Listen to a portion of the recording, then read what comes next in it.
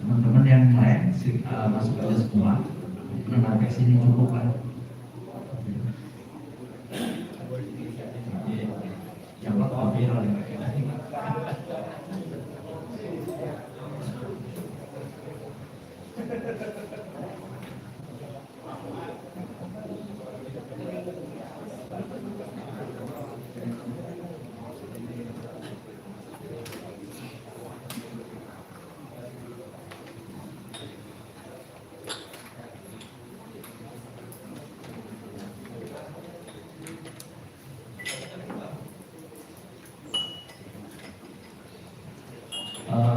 Kita udah semua masuk. Ya, itu kelengkapan biar nggak bolak balik. Tolong pasang yang benar, tes dulu, setelah itu baru mundur. Jangan sampai nanti ada yang keseluruhan, kecuali yang mematikan kopi, boleh kopi keseluruhan ya. Baik, bisa kita mulai ya. Bismillahirrahmanirrahim. Assalamualaikum warahmatullahi wabarakatuh. Alhamdulillah. Wassalatu wassalamu ala Rasulillah wa ala alihi washabihi ajma'in. Amma ba'du. Yang kami muliakan Kiai Haji DB Fathul Qadim, dan yang saya muliakan Sultan Banten, dan yang saya hormati tokoh bangsa yang sudah hadir di sini, dan yang kami cintai bapak-bapak, ibu-ibu yang amat sangat mencintai Banten, amat sangat mencintai kedaulatan bangsa, dan amat sangat peduli dengan keluhan orang-orang yang tertindas akibat kezaliman yang telah terjadi. Bapak-bapak kaum muslimin rahimakumullah, kita akan langsungkan acara ini dengan 4 susunan acara. Yang pertama adalah pembukaan, yang kedua adalah doa, yang ketiga adalah perkenalan Shahibul Hajat, yang insya Allah nanti akan dipimpin oleh Bapak Makmum Zaki. Dan kemudian yang keempat adalah sambutan dari tokoh bangsa dan penyerahan atribut pengaduan. Dan untuk acara yang pertama yaitu pembukaan, mari kita buka dengan Bismillah. Bismillahirrahmanirrahim. Dan untuk doa, insyaallah langsung saya pimpin. Allahumma sholli wa sallim ala nabiyyina wa ala alihi washabbihi ajma'in. Rabbi shrah li sadri wa yassir li amri wa hlul 'uqdatam min lisani yafqahu qawli. Rabbana atina fid dunya hasanah wa fil akhirati hasanah wa qina adzabannar. Ya Allah, demi Engkau yang Maha Kuasa atas segala sesuatu, berikan hidayah kepada kami. Berikan kami kekuatan untuk membela orang-orang miskin, membela orang-orang fakir, membela orang-orang lemah, dan jadikan kami sebagai pejuang-Mu yang akan menegakkan agama-Mu di bumi yang amat sangat mulia itu, yaitu Banten. Demi Engkau ya Allah, kami adalah hamba-Mu. Kami hanya ingin Engkau tuntun, Engkau bimbing, dan jadikan kami orang-orang yang saleh dan wafat dalam keadaan yang terbaik di sisi-Mu. Ya Allah, demi Engkau tolonglah kami agar kami mendapatkan kekuatan yang luar biasa untuk membela orang-orang lemah yang tertindas di muka bumi ini. Demi Engkau ya Allah, tolong lancarkan kegiatan ini dan jadikan kami saksi bahwa kami dalam keadaan ikut serta dalam bagaimana memperjuangkan hak-hak orang miskin. Alhamdulillah. Assalamualaikum warahmatullahi wabarakatuh. Selanjutnya yang ketiga, langsung saja, yaitu perkenalan Shahibul Hajat yang akan dipimpin langsung oleh Bapak Makmun Muzaki. Silakan.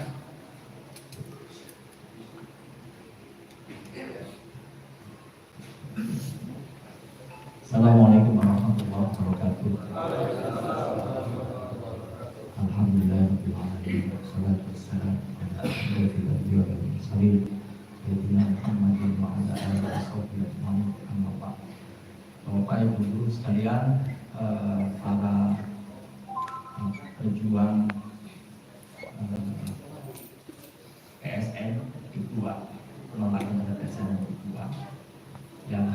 hadir. Sebetulnya karena memang acaranya sebetulnya versinya versi dadakan, jadi Anda bisa lihat tadi bahkan jadwal acaranya pun baru kita buat baru saja. Karena kita ini orang-orang lapangan. Orang lapangan itu kalau direncanain jauh-jauh hari malah nggak jadi. Tapi dia barang kemarin udah baca gini-gini aja sudah. Akhirnya kita mau buat kegiatan ini di mana? Di PT Kope. Saya sudah ke PT Kope sama Pak Namhani. Pak, berdiri dulu kan, sekali saya kenalkan. Ini Kanaman ini punya tanah 63 hektar di Partai Kope.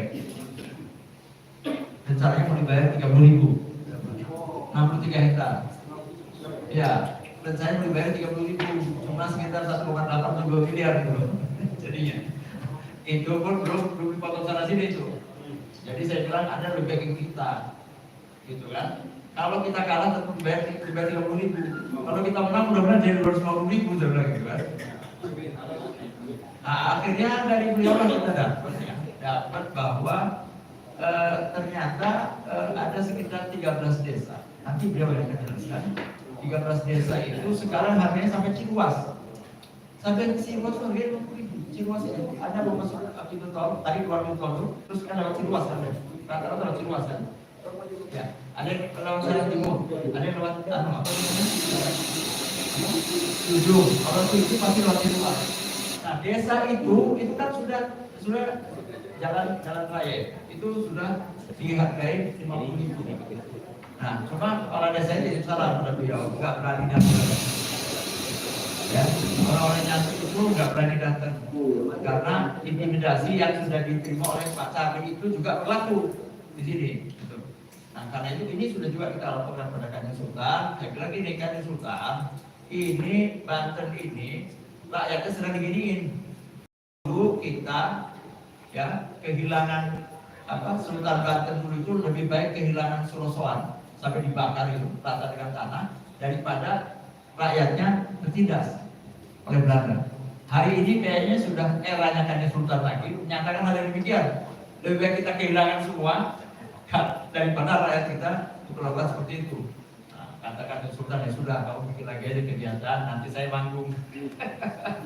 Karena itu saudara sekalian, beliau sekarang bersedia, meskipun beliau sakit. Waktu pertemuan kita hari Kamis di Sepatan itu, beliau sedianya hadir bersama Pak Fatul Haji Khotik. Tapi nggak jadi karena langsung ke MC pagi itu. Sampai sore, saya udah kehilangan jejak. Waktu hari Minggu atau Seninnya, beliau mengatakan saya sudah ada di rumah sakit rumah sakit Banten di lantai 3. Saya belum sempat nengok karena lagi sibuk ngurusin hal ini. Ya, pas saya kesini tahu tuh beliau datang ke rumah Pak Fatul Haji di sebelah. Ya sudah, saya bilang aja ini ada Rosinudin, ada Edi, ada Bang Saididu, dia mau WA nih.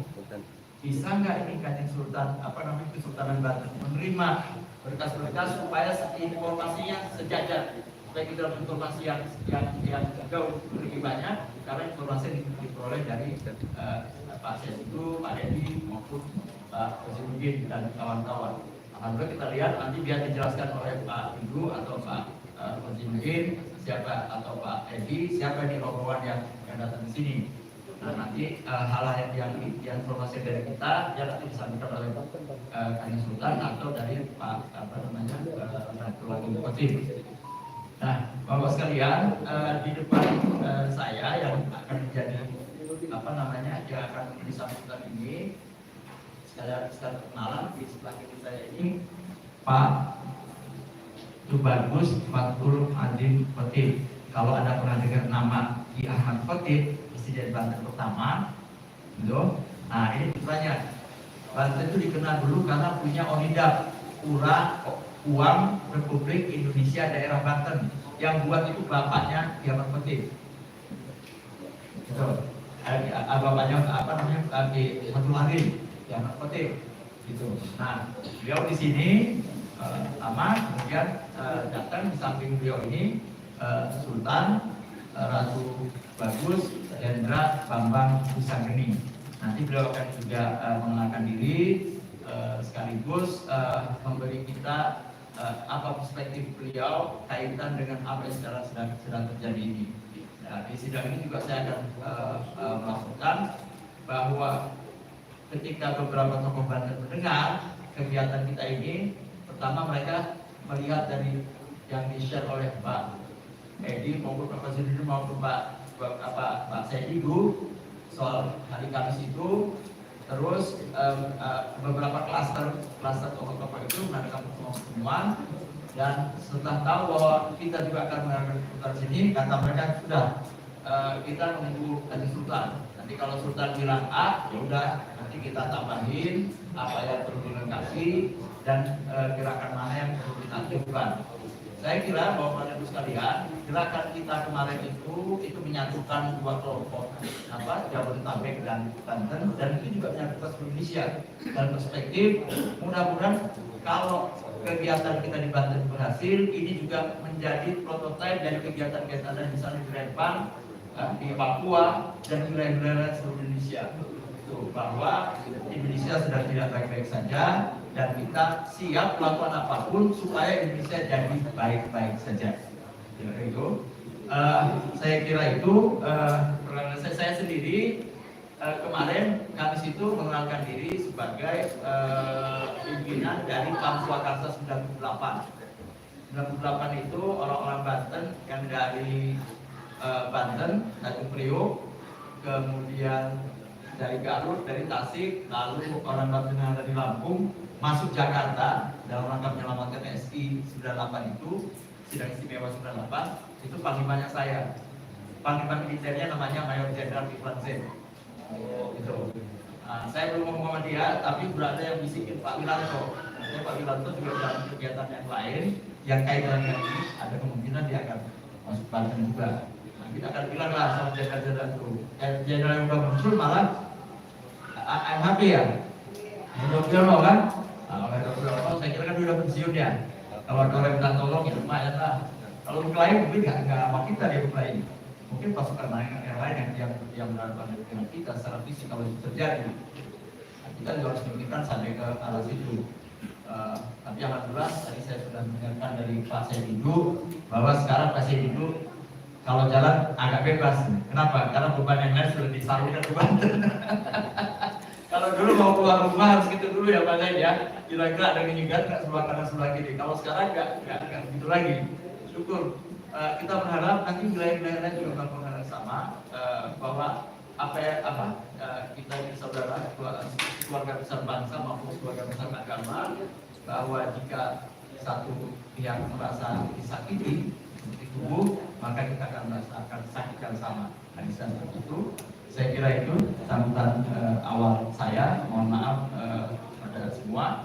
Nanti mungkin di akhir sebelum menutup, kalau diperlukan orang-orang seperti Kang Abhani, seperti Pak siapa ini ya, Pak Kevin ya, Pak Sandri, maaf Pak Sandri juga bisa kita dengarkan testimoni mereka. Jadi kita bisa dapat informasi dari timur, sebelah timur sekali, maupun yang dari sebelah barat dari Pak Nokani dan kawan-kawan itu ya. Nah, hal lain yang saya sampaikan, kalau Pak Budi Usman itu, Pak Charlie Usman itu masih sering komunikasi sama saya, cuma dia waktu-waktu kan saya jangan dibawa ke situ dulu.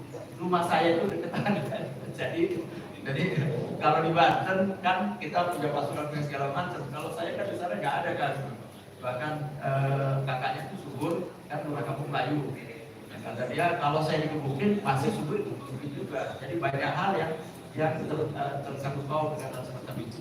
Nah yang begini kan kalau ada wartawan di sini, pernyataan saya tentang Budi Usman jangan dimasukkan dalam kita ya, buat off the record. Saya juga pada kawan-kawan sekalian bahwa ada juga kawan-kawan yang berjuang di secara khusus. Jadi jangan sembarangan dibuka dalam berita. Baik, terima kasih. Saya langsung saja ke Pak Fatul Adi Khotim. Oh iya, pengantarnya beliau ketua AHWA. AHWA itu Alumni Ulama di dunia. kemarin baru ngobrol dengan Mahathir Muhammad, ada fotonya itu, dan mungkin yang lainnya dia fokus beliau ini mau ngurusin PPB katanya, standar PPB. Jadi nggak mau ngurusin Banten diserahkan ke kami ini, ke kita. Ya udah, terus kesana aja. Tapi udah begitu pun masih diminta untuk jadi ketua Syarikat Islam Pusat kan? Internasional. Enggak, kalau provinsi Banten ini Panglima Perang Sultan Banten namanya Pak Hafidin, ini ketua Syarikat Islam Wilayah Banten. Nah, ketua pusatnya beliau. Jadi kalau dengan saya tadi yang bilang ada Zulfa, kalau beliau yang biasanya. Anda sering datang ke sini, pada 4 jam lah kalau beliau. Saya kira itu pengantar awalnya pada Abdul Khotib. Ya. Oh iya, yang mau nanti kalau soal KSP sekarang. Saya kan terus.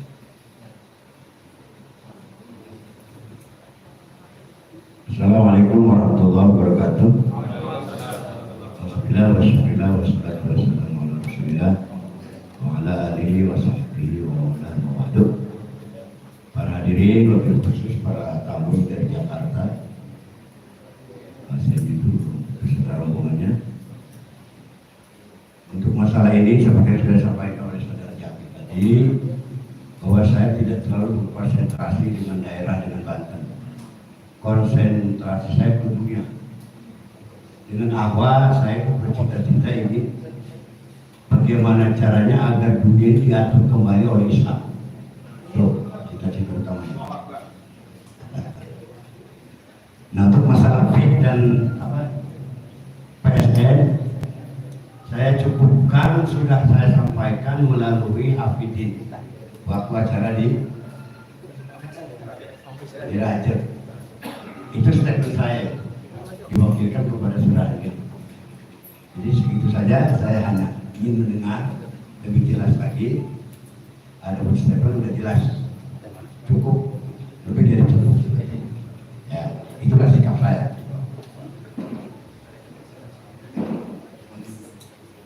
Jadi ada tambahan, bahwa insya Allah kebetulan tahun ini dan tahun depan bulan Syawal itu sudah masuk 2025. Sekarang udah Desember. Insya Allah Syawal, Ramadan Syawal itu kan sudah April, Maret April, sudah 2025. Nah, angka 25 itu jadi penting buat saya saat ini. Sebab Sultan Hasanuddin itu menjadi sultan tahun 1525. Artinya hari ini, besok, nanti Syawal, berarti usia Banten sudah, usia Kesultanan Banten pas 5 abad. Kemudian tahun 1552 ketika Demak dipimpin oleh Joko Tingkir, dalam sejarahnya diriwayatkan Banten itu melepaskan diri dari Demak, jadi kesultanan sendiri. Yang awalnya ikut sama Demak, semacam kadipaten. Ketika dipegang oleh Joko Tingkir, Banten melepaskan diri menjadi Sultan Demak.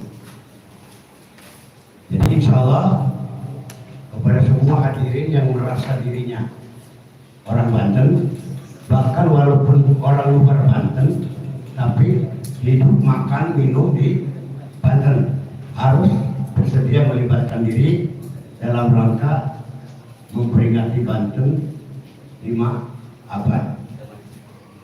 Dan saya berharap mudah-mudahan Bapak Presiden kita nanti, yaitu Bapak Prabowo, bisa hadir.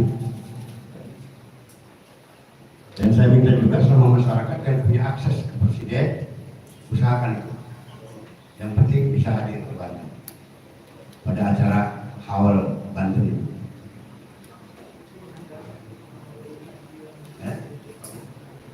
Nah, apalagi kalau begitu, Prabowo selalu setiap pemilu, Pilpres, Banten selalu menang. Kabina-bina amat tidak datang maka Banten. Nanti bahasa Sunda, kabina-bina. Kata Romai Rama, lalu.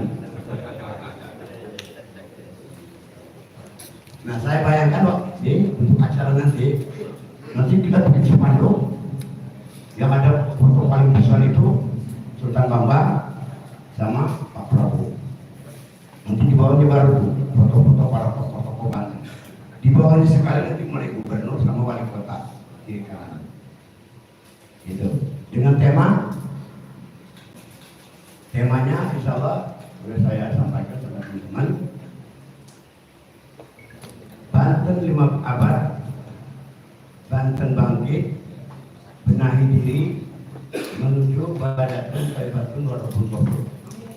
Dalam buku di bawah Indonesia Emas. Bagus kan ya temanya? Setuju ya? Sudah sekali lagi saya minta kepada halayak masyarakat Banten dari semua golongan termasuk orang luar Banten, masing-masing ada komunitasnya tuh, ada komunitas Aceh, komunitas Batak, komunitas Padang, segala macam ada di Banten tuh. Saya mohon ikut terlibat semua. Dan kebiayaan kalian lah yang harus bisa menyampaikan itu. Viral lah bisa selama 4 bulan. Setuju? Oke? Siap? Itu saja barangkali sementara saya kurang lebihnya wassalamualaikum warahmatullahi wabarakatuh. Assalamualaikum warahmatullahi wabarakatuh.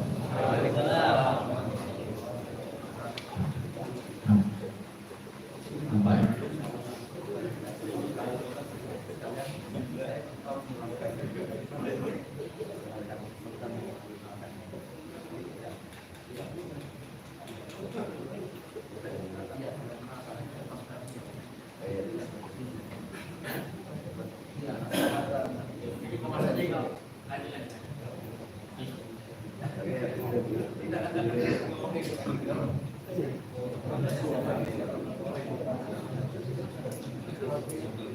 Bismillahirrahmanirrahim. Assalamualaikum warahmatullahi wabarakatuh.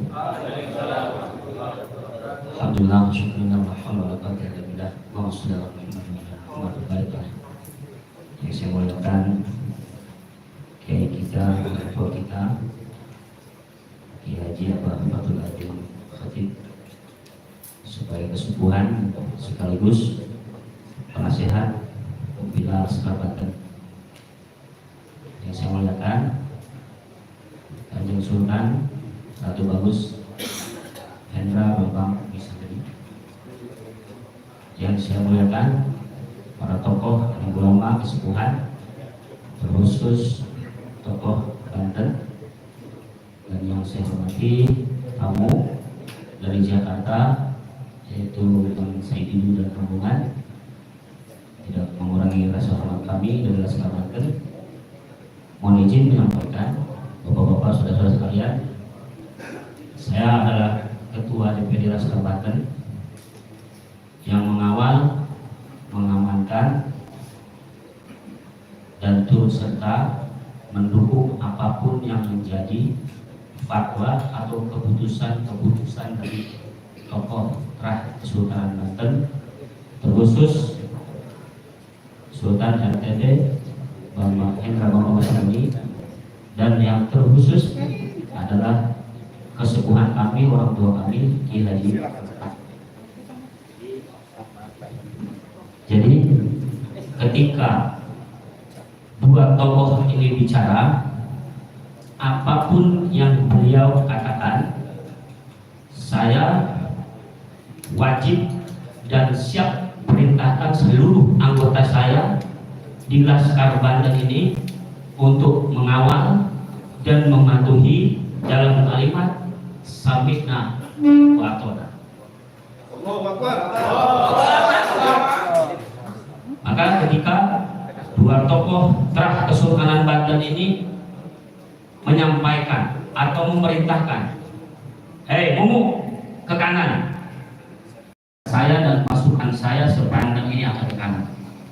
Jadi mohon maaf apabila ada yang berseberangan dengan apa yang diperintahkan oleh dua tokoh terah Kesultanan Banten ini, maka saya dan pasukan saya berjihad siap mati kapanpun. Laskar Banten, Laskar Banten, mana Laskar Banten coba? Laskar Banten di belakang kan? Kalian berdiri. Saya Laskar. Laskar Banten siaga. Laskar Banten siaga.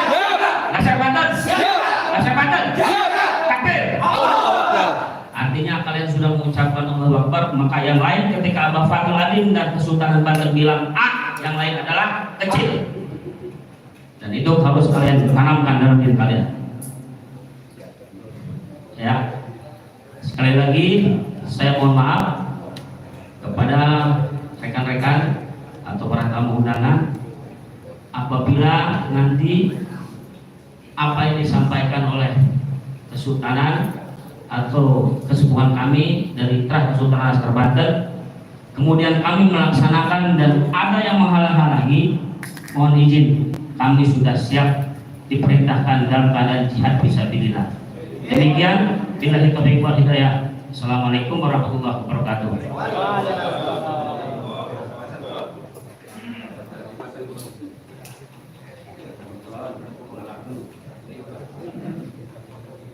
Atau nomor nambah. Bismillahirrahmanirrahim. Assalamualaikum warahmatullahi wabarakatuh. Rabbi sholli sadri wa yassir li amri wa hlul 'uqdatam min lisani yafqahu qawli. Perkenalkan, nama saya Mursalin Sayuti selaku dari Sekjen Persatuan Pendekar Macan Kulon Banten Indonesia, mewakili daripada Pak Gacon selaku Ketua Umum. Di Ketua Umum kita Pak Gacon.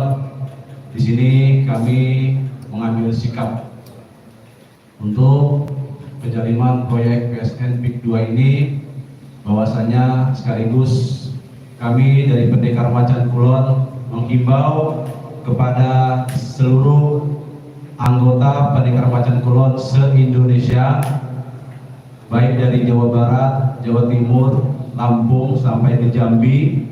Kami menghimbau jika instruksi dari Ketua Umum atas instruksi dari Kiai Fatul Adim dan Sultan Banten, maka seluruh anggota Pendekar Macan Kulon wajib turut untuk menjadi garda terdepan mengawal para ulama, mengawal tokoh bangsa daripada kezaliman proyek PSN PIK 2.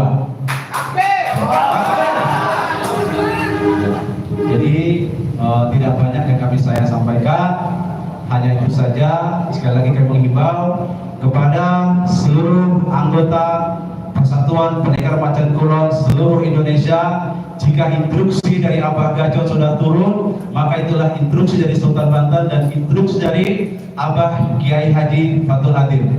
Terima kasih. Assalamualaikum warahmatullahi wabarakatuh.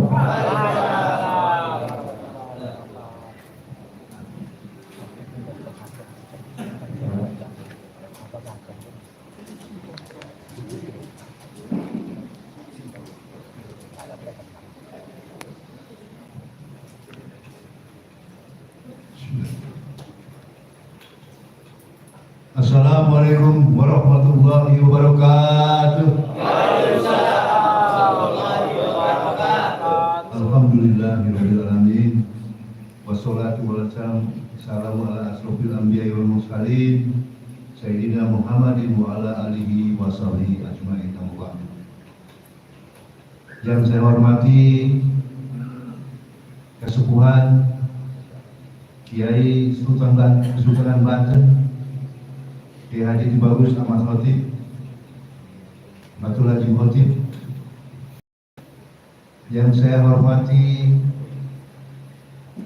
tokoh bangsa yang saat ini terjelimi memperjuangkan haknya Bapak Said Didu. Yang saya hormati para laskar Kesultanan Banten, Laskar Banten, Macan Kulon. Tak lupa juga yang wabil khusus yang saya hormati Kiai Afidin dan Bapak Makmun Bujak, serta para hadirin hadirat sekalian. Sebelumnya perkenalkan diri saya, Sultan Banten ke-18 Ratu Bagus Hendra Bambang Wisangeni bin Pangeran Ratu Bagus Abdul Mukni Juri Atmaja bin Pangeran Ratu Bagus Aryo Maryono Juri Atmaja bin Pangeran Timur Juri Atmaja bin Sultan Maulana Muhammad Safiuddin Sultan Banten Berdaulat ke-17 yang dinobatkan tahun 1809. Itu Sultan Banten yang terakhir, diasingkan Belanda ke Surabaya tahun 1832. Kami beranak di Surabaya. Kakek saya, Pangeran Ratu Bagus Aryo Mariono, bersama dengan Bapak Hasim Joyo Hadikusumo, kakeknya Presiden kita Prabowo, sama-sama duduk sebagai direktur di Bank Negara saat itu, tahun 45. Yang sekarang menjadi BI dan BNI 46. Jadi kami ada kedekatan secara historis dengan Pak Presiden Prabowo. Insya Allah beliau nanti akan datang pada saat bersawah. Hadirin hadirat, rakyat Banten, masyarakat Banten, dan sahabat-sahabat kerabat kami yang ada di Jakarta yang hadir hari ini. Saya sebetulnya ada acara lain. Hari ini saya harus menerima tamu kedatangan dari Terah Pangeran Diponegoro, Pangeran Junet, yang sekarang mungkin sudah tiba. Tapi saya hadir di sini mengutamakan dulu di sini. Kenapa?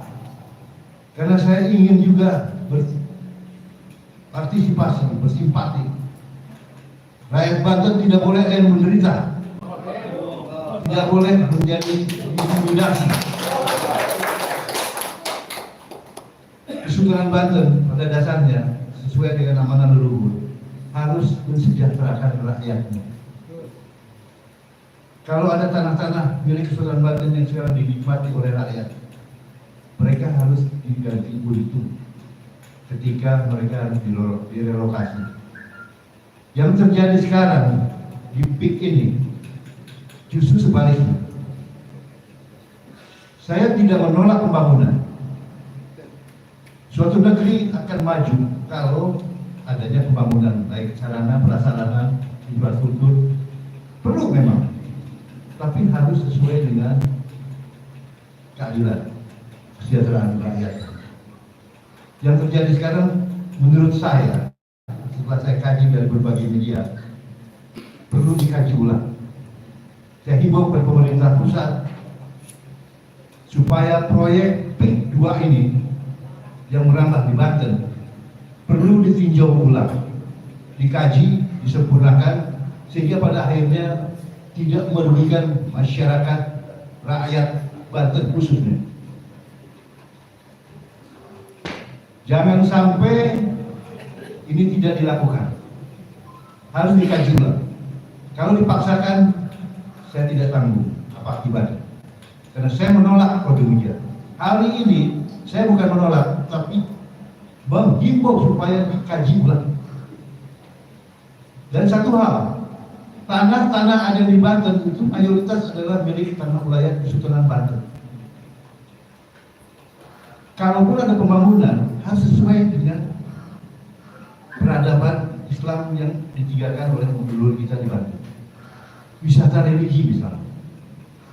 Tanah tidak boleh dimiliki asing.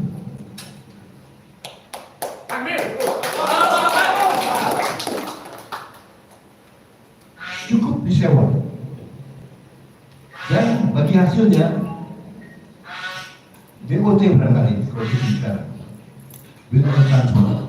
10 tahun, 5 tahun kemudian beralih kepemilikan. Dan ini harus menguntungkan Banten, tidak boleh menguntungkan pihak-pihak yang punya kepentingan. Rakyat harus sejahtera. Ganti untung, bukan ganti rugi seperti sekarang ini, ditekan dengan intimidasi, dengan harga yang rendah, bahkan ada intimidasi, dibilang punya SHM, dibilang tanam bodong, palsu dan sebagainya. Ini tidak boleh lagi terjadi. Kita kawal semua ini. Singkat saja saya bicara, intinya bahwa perlu dikaji ulang begini, supaya pemerintah mendengarkan ini. Catat ya, media, bukan menolak, tapi perlu dikaji ulang. Paham semua ya? Hanya itu yang bisa saya sampaikan, mudah-mudahan didengar oleh pemerintah. Wabillahi taufiq wal hidayah. Wassalamualaikum warahmatullahi wabarakatuh. Waalaikumsalam warahmatullahi wabarakatuh.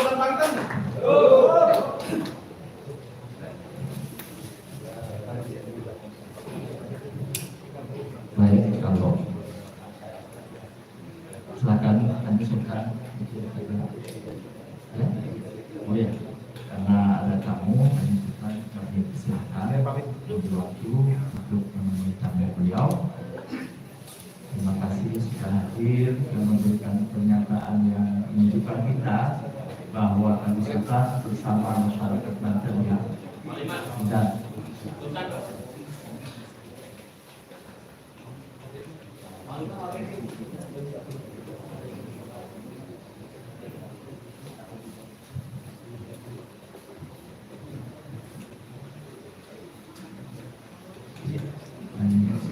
luar biasa.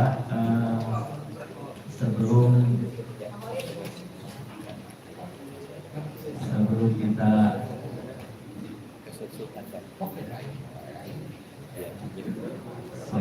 lanjutkan kepada perkenalan dan penjelasan maksud dan tujuan kedatangan sini kepada rombongan Pak Sedi, Pak Edi, dan Pak Nazarudin semuanya. Saya juga ingin mengingatkan bahwa Banten itu masyarakat yang terbuka dan ramah kepada pendatang. Terus sekalian, di belakang Sultan Banten ini ada salah satu kelenteng tertua. Itu ada di belakang. Gitu. Jadi kalau dibilang kita misalnya melakukan ini semua karena rasisme, enggak. Banyak saudara-saudara kita dari Tionghoa yang muda, yang hidup, dan misalnya dia ini kelenteng itu masih hidup dan masih dipakai sampai hari ini. Tidak pernah ada terjadi konflik antara Kesultanan Banten dengan kelenteng-kelenteng itu. Bahkan saudara lihat itu ada menara masjid itu. Menara masjid itu dibangun oleh keturunan Cina. Itu baru kalau nggak salah namanya. Jadi itu menara itu lebih mirip pada desain pagoda Cina ketimbang desain yang lain. Ini juga benar-benar Cina ini ya. Apa namanya? Bentuknya kotak-kotak atapnya itu di Cina. Di Serang itu Masjid Agung As-Sawroh, Masjid Negara itu berhadapan dengan gereja Serang. Jadi masyarakat Banten pada dasarnya bukan sangat toleran, ya kan, masyarakat terbuka, ya, tapi kita tidak menerima kaitan dengan penindasan. Kalau kita ditindas, kita lebih kehilangan pelaton.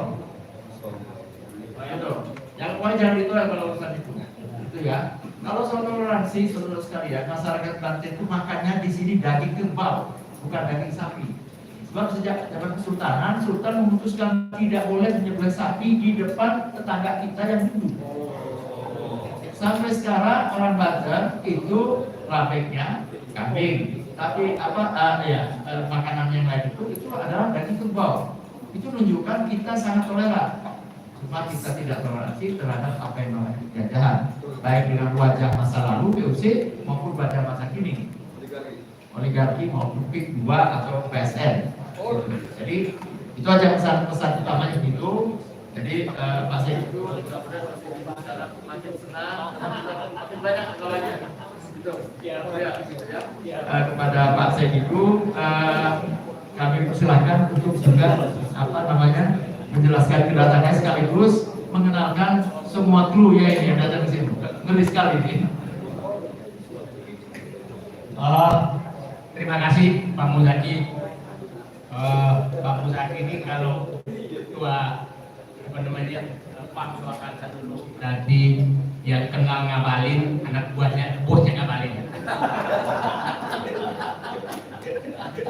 Jangan dibuat orang Menteri Pertahanan sekarang. Iya. Enggak, soalnya saat itu saya anggota MPR. Terus tandanya Pak Kiai Hakim yang kami hormati Sultan. Saya yang berbicara karena tadi disebutkan sangat baik oleh Sultan. Tapi saya hanya ingin cerita banyak hal perkembangan lahir Republik II. Makanya saya katakan Banten kembali merdeka. Kenapa saya katakan itu?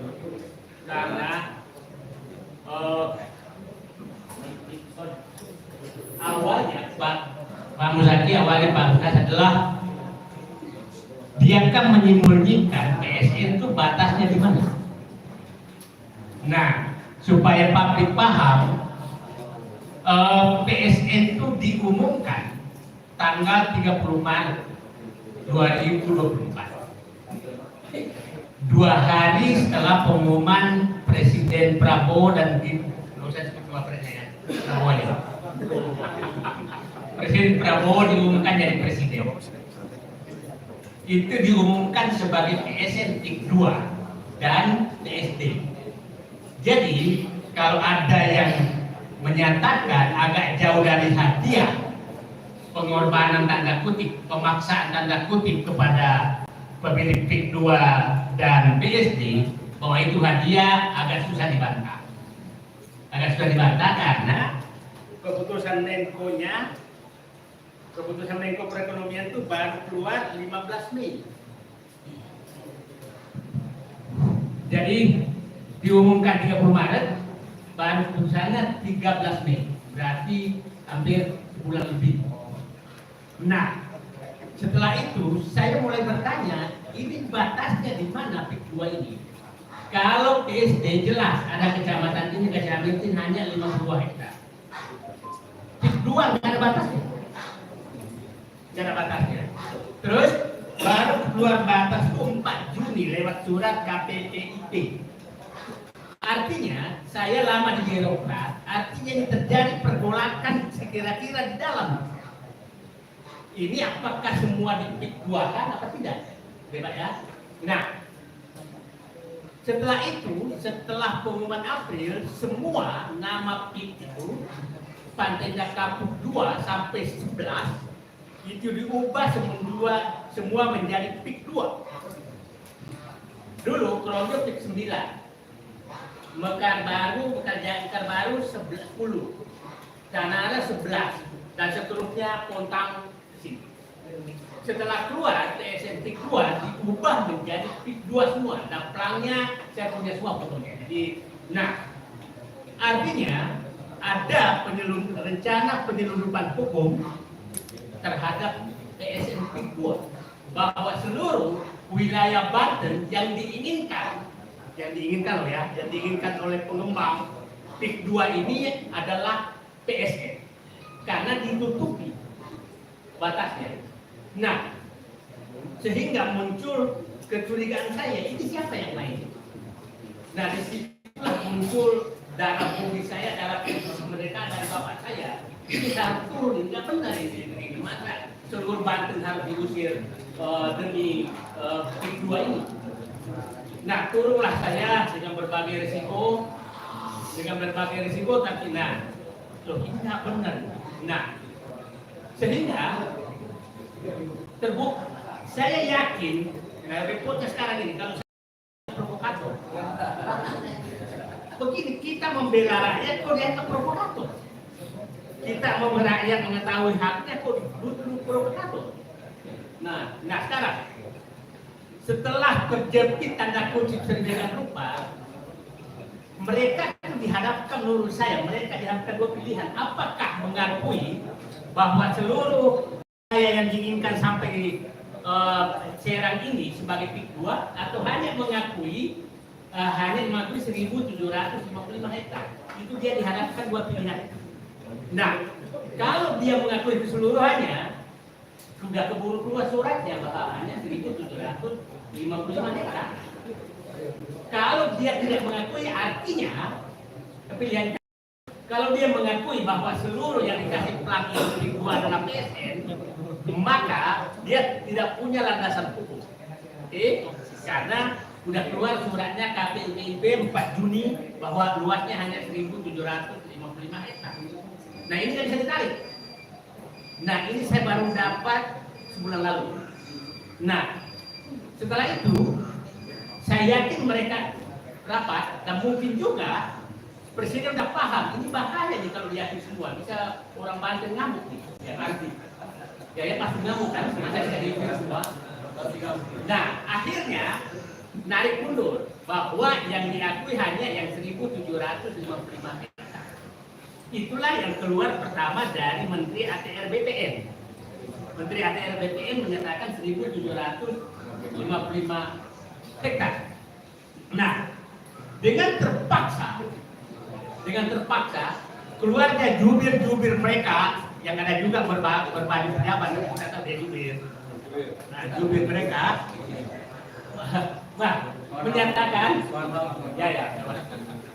menyatakan bahwa PSN PIK 2 hanya di wilayah 1.755 hektar. Artinya seluruh wilayah di luar itu bukan PSN. Artinya apapun yang dilakukan itu bukan pemerintah, itu swasta murni. Artinya kita pertanyakan, kan di mana-mana pelangnya didukung aktif. Nah, kalau bukan pro pemerintah, apa hubungannya aktif sebagai pendukung? Jalurnya di sini Pak Desa. Nah, secara hukum bahwa aktif mendukung. Nah, saya punya keyakinan bahwa mungkin kepala desa saat itu nggak tahu bahwa ini tidak masuk. Mungkin awalnya memang ingin merencanakan bahwa seluruh wilayah yang diinginkan ini masuk PSN, tapi tekanan publik termasuk masyarakat Banten yang menekan ini nggak bisa diyakini, terpaksa mundur. Nah, dengan mundurnya sekarang begini, maka nanti ahli menceritakan menghadapi problem besar. Dasar hukum apa mereka melakukan penggusuran? Ya, RTUT. Nah, ini saya bawa peta, baru saya dapat tadi. Ini peta rencana tata ruang Tangerang. Ini sampai 2031 tidak ada sama sekali wilayah untuk pemukiman, masih pertanian, masih tapang, masih apa, itu semua ini. Terus pertanyaan saya, mereka menggusur rakyat itu apa dasar hukumnya? Nggak ada LLTDR, nggak ada izin lokasi. Nah, jadi menurut saya nggak tahu nanti Pak Ahmad jelaskan ke publik, rakyat-rakyat yang sudah digusur dengan harga murah itu, apa dasar hukum mereka menggusur? Karena tidak ada dasar hukum. Dan awalnya kita menganggap itu adalah PSN. Ternyata bukan PSN. Boleh balik lagi dong. Nah, inilah karena doa Pak Kiai. Akhirnya Allah mengembalikan hak Banten kembali. Dan rencana penjajahan oleh mereka, dan kita tidak pernah tahu rekayasa Allah seperti apa. Nah, ini kalau Allah bekerja, nah itulah saya nyatakan Banten kembali merdeka karena kita berjuang dengan ikhlas bahwa itu sangat susah membuktikan nanti apa dasar hukum mereka menggusur rakyat. Tidak ada dasar hukum sama sekali. Menggusur rakyat itu harus ada dasar hukumnya. Yang menariknya seakan-akan seluruh wilayah itu adalah wilayah mereka. Saya berkali-kali diusir, pasti bapak-bapak lihat diusir kayak apa kalau saya ke lapangan. Kayak mohon apa aja, kayak anjing aja saya ke belakang. Diusir kayak apa? Jadi padahal di luar proyek, itu di luar proyek, ada di desa yang sudah seakan-akan masuk wilayah mereka. Nah, itu seakan-akan mereka sudah berkuasa di situ. Nah, mungkin nanti kapan-kapan kita dengan Laskar Banten melakukan sweeping. Siap. Kita sweeping pendatang-pendatang yang mengatasnamakan wilayah mereka, padahal bukan hak mereka. Nah, jadi itu sejarahnya. Sekarang kita di titik perjuangan, di titiknya bahwa PSN hanya ada di 1.055 hektar. Dan itu hanya di hutan lindung. Nah, nanti kita bahas lagi hutan lindung ini kok apa sih urusannya atau dikasih ke mereka?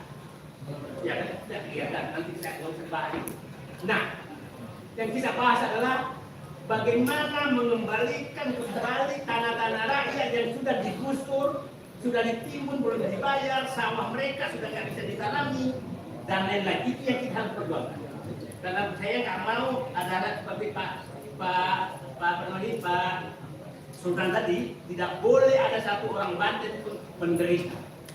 Itu satu tidak kita harus pegang sama-sama. Nah, sekarang selalu yang muncul di TikTok mereka, kan banyak sekali TikTok di luar, banyak juga kiai-kiai langsung kayak kiai Gus-Gus muncul itu. Muncul, ketawa aja saya mendengar ini mau ini mahasiswa jadi mahasiswa lagi. Ya masih jadi-jadian. Jadi kita kalau ada yang muncul itu, ya jadi kalau ada itu langsung aja, namanya Gus Pik 2, Pik 2, gitu aja kita kasih gelar aja. Masih Pik 2. Karena lucu-lucu aja pernyataan mereka. Nah, selalu dikatakan bahwa kita anti pembangunan, tidak sama sekali. Banten itu industri yang paling maju di sini adalah Banten. Pernah nggak menolak juga? Nggak pernah menolak. Tapi yang kita tolak ada 5 hal yang kita tolak supaya clear. Satu, penggusuran terhadap rakyat itu satu. Nah, yang adalah harga yang sangat murah yang ditetapkan oleh mereka. Yang ketiga adalah terjadinya kemungkinan besar negara dalam negara. Nah, orangnya yang keempat adalah eksklusif, sangat eksklusif. Yang kelima adalah asal hilang. Saya uraikan satu demi satu. Penggusuran, coba kita, saya tidak, bapak kita nggak menangis. Saya duduk menyaksikan anak kecil. Ini menunggu bapaknya akan digusur besok. Ini anak ini hidup di mana? Hidup di mana mereka? Anak yang 5, terus mau kemana? Belum tahu. Berapa harga tanah? 50.000 Pak. 2 hektar, cuma 1 minggu. Ada 5 anak. Terus ini orang ini dolim Pak menurut saya melakukan ini. Nah habis itu Pak, ya Pak, saya datang ke Pikua, makan es krim di Kelapa, 100.000. Ini 2 meter tanah ini, 2 meter tanah. Masa makan es krim 2 meter tanah? Ya. Saya parkir ke paling mobil paling mahal kan Grand Indonesia kan. 300.000. 6 meter tanah hanya paling mobil. Nah, orang yang melakukan pembebasan ini zolim betul-betul. Benar-benar zolim, bayangkan. Nah, harga. Nah, yang ini adalah negara dalam negara, kalau salah saya belakang lagi. Sangat eksklusif. Kita tahu banyak pemukiman seperti itu, tapi terbuka kan pondok indah tuh boleh kok masuk dari mana saja. BSD boleh masuk dari mana saja. Ini nggak bisa masuk, hanya 1 pintu. Kalau dia akan letakkan eksklusif, ya eksklusif. Nah, ada juga tuh pengacara dari SD tertentu. Said itu katanya apa namanya rasis. Dia yang rasis kok, yang saya duduk rasis. Rasis, saya nggak pernah persoalkan. Di sana saudara-saudara kita Cina Benteng itu bersama sama kita kok. Ya, ini nih dari produknya. Ya. Di mereka di sana mohon maaf aja, pelihara babi biasa aja kok. Kenapa kita dianggap politik? Yang kita siapapun yang menggusur rakyat dan menghirup prinsip itu yang kita lawan. Mau Bugis, mau apa, itu yang kita lawan. Nggak boleh ada itu. Jadi jangan etnis tertentu mendukung orang melindungi dirinya dengan etnisnya seakan-akan yang lain adalah rasis. Padahal dia mungkin lebih rasis. Jangan bawa rasis. Nah, yang ini adalah aset negara. Pak Muzaki, Pak Muzaki. Coba bayangkan, saya menghitung berapa sungai, bantaran sungai yang menjadi milik mereka. Berapa jalan yang langsung hilang, coba lihat. Gratis. Teluk Naga, Kosambi itu hilang. Tanah jalan-jalan itu kemana? Irigasi di sana itu kemana? Kan itu itu saja. Muara sungai, bantaran sungai, pantai, laut, terus di Pagara. Terus ada pejabat dari Banten dan Tenggara mengatakan tidak mungkin dijual. Terus kau kasih gratis kalau kau mau jual. Iya kan? Nah itu kita nanti audit semua. Bantaran sungai itu siapa yang terima kasih dulu? Jalan desa dalam negara, dalam bupati, dalam negara itu siapa terima kasih? Kalau enggak, dan kalian korupsi karena memperkaya, itu harus diaudit semua. Nah, ini menurut saya pejabat-pejabat Banten Tangerang itu begini semua nih, karena kita kan diaudit. Karena 2 kecamatan sudah rata tuh Bapak lihat, Teluk Naga sama Kosambi. Jalan itu kemana? Bekas musola di situ kemana? Bekas masjid di situ kemana? Iya kan Pak? Nah, itu kan aset negara semua. Nah, mungkin juga para kepala desa itu takut diaudit semua nanti. Ya, dan kita harus audit gara-gara lain. Harus diaudit dan kita turunlah mengaudit mereka. Nah sekarang awalnya Bapak dan Ibu semua, PIK 2 itu sebenarnya Pantai Indah Kosambi. Itu PIK 2. Nah, Pantai Indah Kapuk setelah itu Pantai Indah Kosambi. Tapi karena keluar nama PIK 2, maka diubah semua menjadi PIK 2. Teluk Naga itu Pantai Indah PIK 3. Nah, karena keluar PSN PIK, maka dikasih semua nama PIK. Jadi PIK 2 itu Pantai Indah Kosambi. Itu awal-awalnya. Nah, sekarang Pantai Indah Kosambi. Bisa jadi Pantai Indah Karangatu. Karangatu ya, Pantai Karangatu. Juga ada di Bali itu ada. Iya.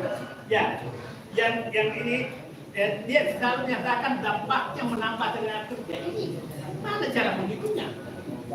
Petani, nelayan, apa segala itu kan tenaga kerja di sana semua sekarang. Setelah Anda gusur maka dia berubah. Setelah Anda gusur maka dia berubah menjadi pemungut sampah. Ya, mereka berubah jadi itu. Yang di awalnya tuan terhadap tanahnya, tuan terhadap keluarganya, tuan terhadap perahunya, tuan terhadap ininya. Anda ubah menjadi penarik sampah, pemungut sampah di komplek orang kaya. Itu namanya tenaga kerja. Gimana logika mereka? Nah, kita tahulah, kita tinggal di komplek berapa orang sih menjadi satpam, berapa orang sih pemungut sampah. Terus kau usir orang yang puluhan ribu yang tadi tanahnya masih di semua. Itu kok Anda menyatakan menambah tenaga kerja? Gimana logikanya? Dan gajinya berapa nggak tahu lah. Nah, terus dia bilang pertumbuhan ekonomi, betul. Kalau kita mau pertumbuhan ekonomi maka jual aja seluruh banten, tumbuh ekonominya. Ini orang yang menghilangkan namanya variabel kedaulatan, kemerdekaan di dalam otaknya. Yang ada di otaknya hanya ekonomi dan ekonomi. Itu menurut saya sudah perlu dipertanyakan nasionalisme mereka. Kalau Anda masih ada yang ngomong seperti itu, walaupun dia mantan jenderal, kita pertanyakan, apakah kamu masih punya nasionalisme? Itu clear sekali. Nah, kalau nggak punya nasionalisme, tinggalkan aja Indonesia, pergi ke sana kemana-mana. Jangan kayak menteri lain, kalau nggak bayar pajak tinggal di Indonesia. Ada kan jenderal juga ngomong.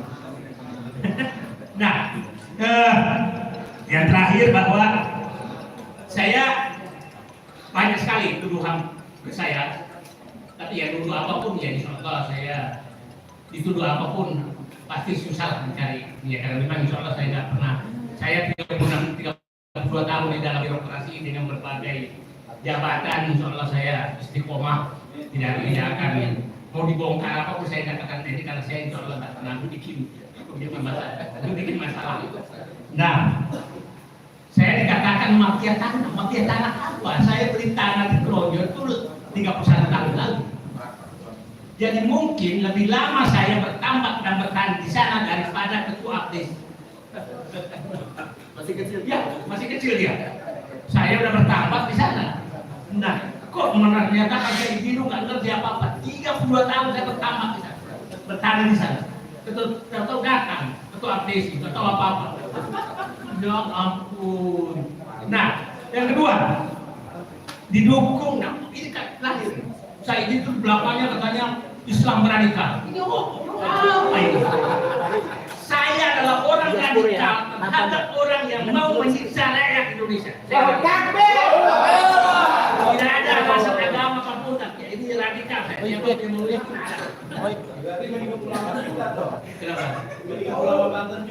iya. Bukan, ini kan di bawah-bawah aja tuh. Kan ada orang tuh dua radikal terus, itu aja jualannya. Bikin siapa? Hah? Ya udahlah, udah tahu lah. Itu aja kerjanya tuh. Siapapun ini, maka saya akan. Nah, Sekarang ya, sekarang beginilah.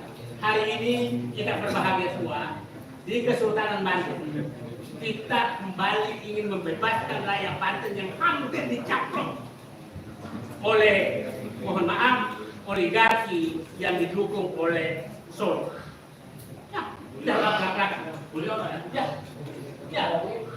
Ya, iyalah. Nah, kan sudah dibuka oleh mereka, oleh apa namanya, pemiliknya Pantai Indah Kapuk, bahwa memang ya dia menerima penyelamat muka Jokowi. Muka Jokowi, tapi jangan menyelamatkan juga Jokowi, rakyat Banten kau jual. Kalau menyelamatkan muka Jokowi, rakyat Solo aja kau jual dengan rakyat Banten dong. Ya. Banten lah Pak. Nah, Banten lah Pak. Oke, Pak Mulaki, saya pikir kita mulai dari Banten untuk membangun Indonesia, menyelamatkan Indonesia dari cengkraman oligarki. Saudara kita banyak yang mengalami hal yang sama, tapi insya Allah kita kokoh pasti semangat perjuangan teman-teman semua ini teman-teman dari Jakarta ini orang-orang yang tidak pandang bulu lagi untuk berjuang, dan Pak Mulaki, Pak Kiai, Pak tadi memberikan tadi semangat kembali. Dan saya betul saya mulai agak ketawa karena ancaman mulai berkurang, tapi sebenarnya ya bagus juga sih, tambah-tambah semangat gitu kalau mau tepuk tangan tuh sentuhan tangan, kalau nggak lawannya kan rugi. Oke, ketika itu saya tadi lagi sejarah tentang titik 2 sudah jelas. Titik kita sekarang adalah bahwa memperjuangkan agar rakyat, satu, memperjuangkan agar tidak ada rakyat penggusuran. Yang kedua, terhadap rakyat yang sudah digusur itu kita harus usahakan kembalikan haknya karena tidak punya dasar hukum sama sekali. Dan saya setuju tadi, kita tidak anti pembangunan, tapi kita mau majukan Banten, tapi bukan memajukan Banten dengan mengusir rakyat Banten. Terima kasih. Assalamualaikum warahmatullahi wabarakatuh. Jadi saya itu sebetulnya nggak mau buka rahasia negara, karena beliau bilang saya komandan Jaling Sabaris. Jadi saya itu waktu di Bang Swakarsa jalannya sama Sulaiman dulu. Dan beliau termasuk seperti itu rasanya di Makassar di Harapan. Kemudian akhirnya ada Mas Cucu ya, Mas Cucu Kewantoro ini dari WeWatch kantor dari WeWatch mungkin satu rombongan ya, dari WeWatch datang juga ke sini, jadi kita makin banyak. Alhamdulillah dukungan kepada kita dari kalangan akademisi, dari kalangan aktivis sekarang sudah mulai muncul. Bahkan sekarang alhamdulillah orang-orang yang kita nggak kenal sekarang pada muncul di YouTube maupun di TikTok. Kadang-kadang petani kita nggak tahu tuh, dia bilang saya begini. Bukan tuh Pak Ibu. Jadi yang lega tuh bukan hanya Pak Ibu, para petani yang hutan tunggal sekarang sudah berani mau sendiri kemudian mengupload, posting gagasan mereka ke, jadi makin ramai. Dan ini juga sudah sampai ke kita. Sebelum kita ke Pak Presiden dan ke Pak Edi, nanti Pak Presiden akan jelaskan pada kita bagaimana proses hukumnya sudah sampai mana. Tapi kalau mendengar penjelasan dari Pak Said itu, saudara sekalian, ini kan berarti ada pembebasan yang ilegal ini, ya kan? Kalau orang Banten dia berani tuh. Kalau baru biar separoh, terus orang bayar panen ya kan, balik panen kita nih, ya kan? Katanya didudukin lagi, terus udah mau ngapain? DP mesti bayar, tapi orang bayar panen kan? Anggap aja sudah diterima sebagai DP. Itu ya. Nanti kita sambil kita ikuti, mudah-mudahan dukungan proses hukum itu nanti kalau benar hakim berpihak pada kita sesuai dengan yang didasarkan oleh Pak Said itu, maka tanah-tanah yang dibebaskan tanpa yang berdasarkan legal itu saya kira masih punya pemiliknya aja. Anggap aja uang yang sudah diterima oleh Bapak itu sebagai DP. Karena aja situ nanti pasar Banten yang awal. Siap. Lingkungan. Ya, pembayaran. Nah, yang kedua saya agak nakal. Kenapa nggak sekali-kali kita wilayah yang ditangkap ilegal itu sudah dibebaskan, bikin aja, misalnya kalau di bulan puasa kita buat apa namanya? Malam apa? Telepondernya malam ke-21, ke-22, 23 di lokasi itu. Kita datang itikaf bareng di lokasi itu. Itu menunjukkan bahwa ini lokasi masih punya rakyat Banten. Betul. Kecuali sudah bebaskan pulang dengan harga disepakati bareng. Gitu. Ini yang sebetulnya dikhawatirkan. Saya ketemu sama teman-teman Banten. Kata mereka, Zaki, kalau ini terus berlangsung, mereka membangunkan kita rakyat Banten. Rakyat Banten itu untuk urusan yang lainnya bisa merem, kecuali persoalan kedaulatan, kecuali persoalan hak miliknya, gitu loh. Nah iya, kira-kira begitu. Nah, ini yang juga disampaikan ke Presiden oleh para tokoh yang saya nggak sebutkan namanya. Kata mereka, Pak Presiden, kalau ini dibiarkan lama-lama terus, orang Banten bisa berontak nih. Bukan berontak apa? Ini akan ada kerusuhan berpanjangan. Seumur hidup Banten tidak pernah ada kerusuhan anti Cina.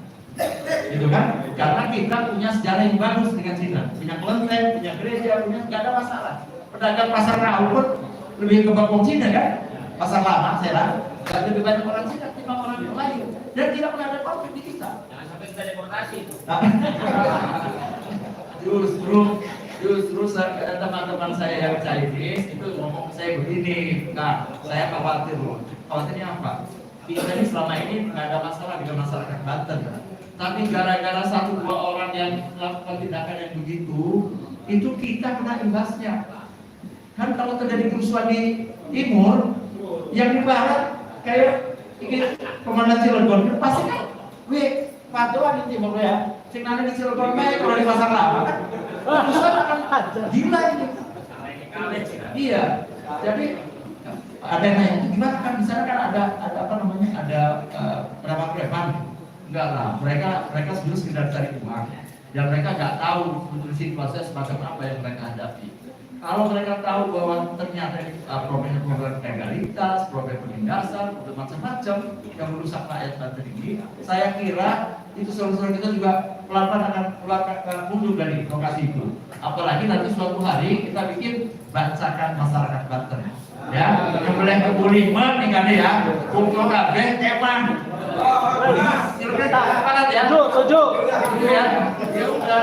Jadi soal di bahasa itu karena kalau contoh. Ya, kalau sekali maksud saya gini, kalau sekali-kali kita menyusun force supaya mereka juga merasa kita serius. Kalau kita agak bergerak itu karena kita begitu bersikapnya, bukan untuk bisa kalah teman enggak. Kita untuk saudara kita yang salah, kita hilang di Amerika, kan gitu kan? Karena pasti banyak saudara kita yang terpaksa berpihak di sana karena nggak punya pilihan. Dia tinggal di situ, orang Islam tinggal di situ, tanahnya sudah terbuka di situ. Kalau tidak ada dukungan juga, merasa tidak ada dukungan. Tapi mudah-mudahan dengan suku yang kita sini, kita sudah dengar sikap Banten, sikap ketua Syarikat Islam, dan teman-teman ini, saya kira luar biasa dan kita akan terus menggalang dukungan sampai terjadi perubahan yang kita terjadi. Yang aktual lah, gitu ya. Masalah pokoknya aja enak. Kita punya warung di berbagai tempat, kita berani. Terakhir adalah bahwa persoalan harta benda itu dalam konstitusi syariat yang keempat ya, itu apa itu? Mazlumah.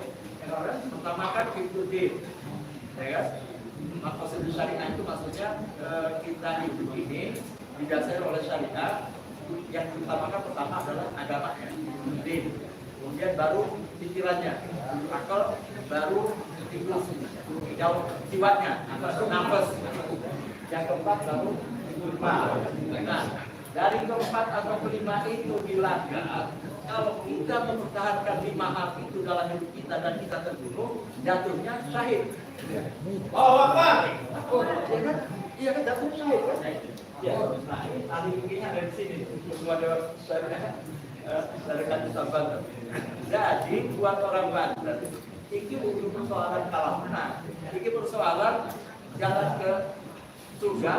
Makanya orang sebutnya apa namanya tadi enggak, kita bukan radikal, kita begitu berasal dari syariat itu, ya kan?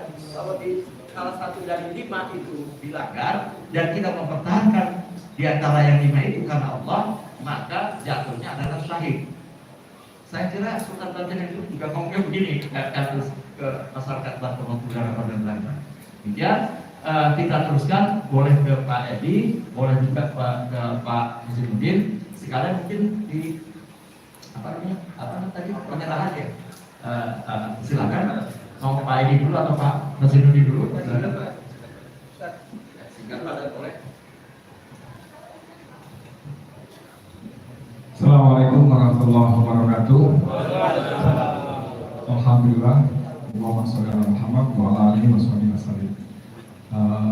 Pak Kiai, Pak Panglima, Kang Amun dan teman-teman semua yang saya hormati, saya banggakan, luar biasa. Saya ingin menggarisbawahi yang dikatakan Kang Jaki tadi, bagus banget ya, bahwa pada kutip mohon maaf ya, bukan nggak perlu, tapi mohon maaf, omong-omongnya udah cukup. Nah ya, omong-omong itu beliau jelaskan bagaimana panjang lebar PSN itu cuma 1.750 hektar, tapi merambah sampai Tanara itu jelas kacau, ya kan?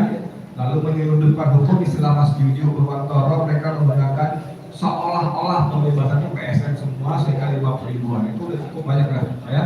Sekarang yang penting tadi seperti katakan Jaki, menurut saya tunjukkan kita punya power.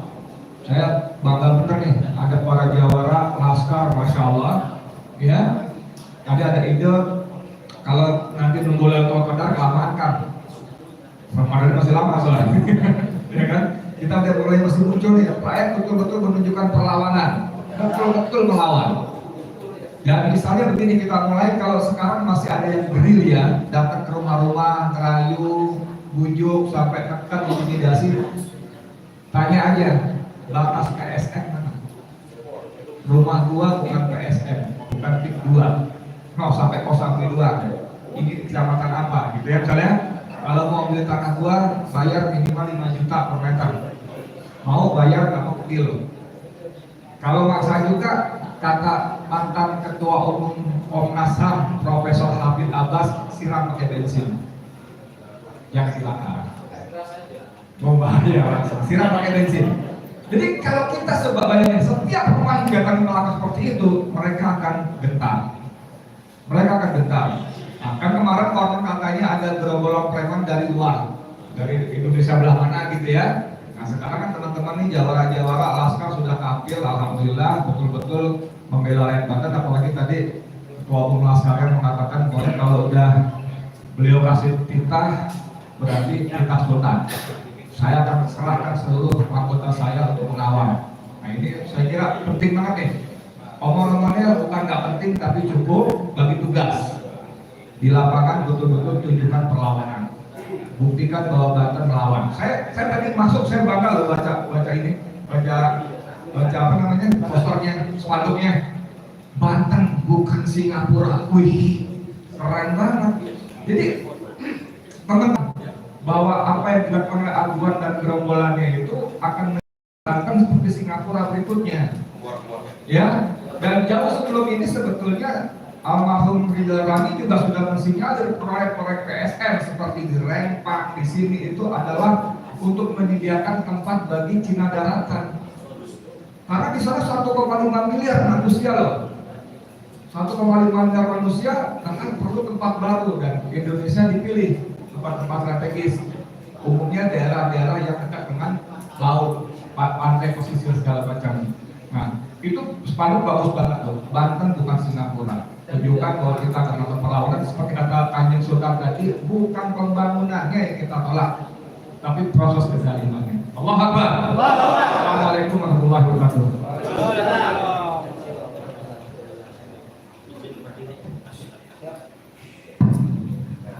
Bismillahirrahmanirrahim. Assalamualaikum warahmatullahi wabarakatuh. Izin bercerita sedikit. Jadi ke Banten lihat jawara-jawara. Jadi saya teringat guru saya dan lingkungan saya waktu kecil. Saya memang orang Jawa, tapi lahir dan besar di Lampung. Jadi bapak saya Cilacap, ibu saya Magelang.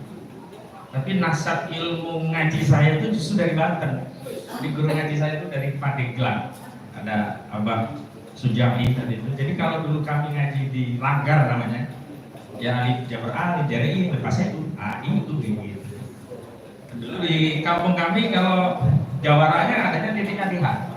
Cimande, tarik tolak, Turbunjel, Gilir. Nah, jadi ketemu lagi ternyata di sini begitu. Sama-sama berjuang kita begitu. Jadi yang saya ingin sampaikan teknis, yang pertama update terkait gugatan. Jadi kami sudah menggugat saudara Agua dan kawan-kawan. Jadi agar tidak ada pertentangan antara etnis satu dengan yang lainnya, saya sebut saja misalkan antara Banten, Jawa dengan Cina begitu. Kita harus spesifikasikan gugatan ini, masalah ini kepada saudara Sugianto Kusuma atau alias Agua, agar narasi yang mereka bangun juga tidak dibenturkan antara etnis tertentu. Karena kenapa kita tarik saudara Aguan sebagai pihak yang kita gugat? Pada akhirnya PIK 2 itu siapa yang paling cuan dari proyek itu? Aguan gitu. Dan berikutnya yang kami gugat adalah Antoni Salim. Karena Aguan dan Antoni Salim ini patungan memiliki Panini, PT Panini, punya saham PT Panini. Jadi kalau ada dalih kemarin saudara Aguan di wawancara Tempo katanya itu di sana banyak mafia, ada investasi beli untuk jual lagi mahal dan seterusnya. Jadi kita tidak melihat siapa yang bermain mafianya, tapi pada akhirnya tanah itu siapa yang menikmati. Untuk lapak bisnis siapa? Kan lapak bisnisnya PIK 2. PIK 2 punya siapa? Ya Aguan lagi gitu. Jadi ibaratnya kalau ada orang di sana banyak pencurian, itu motornya dibegal, nanti dipereteli, dijual. Kan kita tidak hanya melihat siapa yang nyuri, tapi yang nampung barang curian itu siapa? Penadahnya siapa? Begitu. Jadi semua mafia-mafia disebutkan tadi kan ada akhirnya tanahnya dikuasai juga oleh PIK 2. Keuntungan yang cuan dari 30.000 perak per meter dan menjadi 30 juta siapa yang cuan? PIK 2 juga gitu. Jadi justru kita harus menspesifikasi, menyebut nama. Itu yang saya lakukan. Kenapa spesifik nama agar tidak diadu domba? Karena korban ternyata juga ada yang Cina ini. Cabul itu Cina ini. Coba wajahnya bukan Jawa ini. Korban Cina juga. Ini wajahnya jelas Cina ini bukan Jawa ini. Jadi nggak ada kita narasi adu domba antara etnis tertentu dengan etnis yang lain. Ini korbannya etnis Tionghoa, Cina beda juga banyak. Saya juga mengadvokasi gitu. Kenapa mereka berusaha membenturkan itu? Karena mereka saat ini kewalahan, tidak ada yang membentengi mereka. Jangankan kita, orang-orang Cina sendiri pun karena jadi korban yang nggak mau membela kezaliman saudara Aguan ini gitu. Kemudian kita gugat lagi siapa? PT Kuku. Nah ini saya mau cerita sedikit. Kemarin saya membuat kritik terhadap saudara Sugianto Kusuma. Wawancara Tempo saya anggap dia sedang merias wajahnya agar terlihat lebih manis lah melalui wawancara Tempo. Tiba-tiba Jakarta 1 kena somasi gitu. Yang mensomasi saya pikir Aguan, oke lah karena dia yang dituju gitu. Kok yang mensomasi ternyata PT Kuku Mandiri, siapa gitu namanya, ada 2 orang gitu. Yang di lapangan juga kawan-kawan pasti tahu nih untuk pusat pembebasan tanah itu. Jadi memang hari ini kita melihat orang-orang yang zalim ini sudah ketakutan yang luar biasa. Ketakutan luar biasa karena ada 2 hal. Pertama, backup sosiologis dari masyarakat itu makin menurun. Apalagi setelah bangsa itu tampil di depan publik, lama-lama orang-orang yang benar yang tadinya kekhawatiran ini pelan-pelan sirna, berkurang, dan akhirnya tumbuh keberanian. Makanya benar tadi, sekarang ada video petani-petani petambak yang langsung mengkritik proyek itu. Sebelumnya nggak ada yang berani. Takut sekali begitu. Ada foto sebentar dengan bangsa itu, besoknya udah dipanggil begitu. Nah, ini membuktikan bahwa ketika kita memberanikan diri, menyampaikan kebenaran, al-batil itu pasti kalah. Nah, yang paling penting adalah dalam perjuangan ini untuk menjaga keikhlasan dan konsistensi. Saya teringat sarah hadis akhir zaman yang disampaikan oleh seorang ustadz, saya lupa namanya, ketika beliau menyampaikan apa yang disebut dengan al-wahan. Jadi kan akhir zaman umat Rasulullah itu banyak, tetapi seperti buih di lautan. Kenapa? Karena ada wahan. Nah, wahan itu disebutkan cinta dunia dan takut mati. Nah, ada yang menarik sarah yang beliau sampaikan, ya, penjelasan beliau. Beliau katakan demikian. Umat Islam hukum asalnya adalah pemberani selama iman masih ada di dadanya. Tetapi ketika umat Islam mengeluarkan iman dari dadanya, maka dia akan berubah menjadi pengecut. Sebaliknya orang-orang zalim itu hukum asalnya takut, ya, penakut, sampai dia bisa mengeluarkan iman dari umat Islam dan menukar dadanya dengan dunia atau harta. Maka umat Islam akan menjadi pengecut dan dikuasai oleh orang-orang zalim ini. Jadi memang kata kuncinya, godaannya dalam perjuangan itu bukan hanya tantangan akan dipersekusi, misalnya dikriminalisasi, bukan. Tantangan cuan juga, gitu loh. Kalau cuan sudah masuk ke dada, nah hilang keberaniannya. Nggak bisa ngomong, itu pasti. Siapapun hari ini yang sebelumnya ngomong kencang, tiba-tiba dia bukan terhadap kezaliman, pasti diduga di dadanya sudah ada cuan. Lawan cuan. Nah,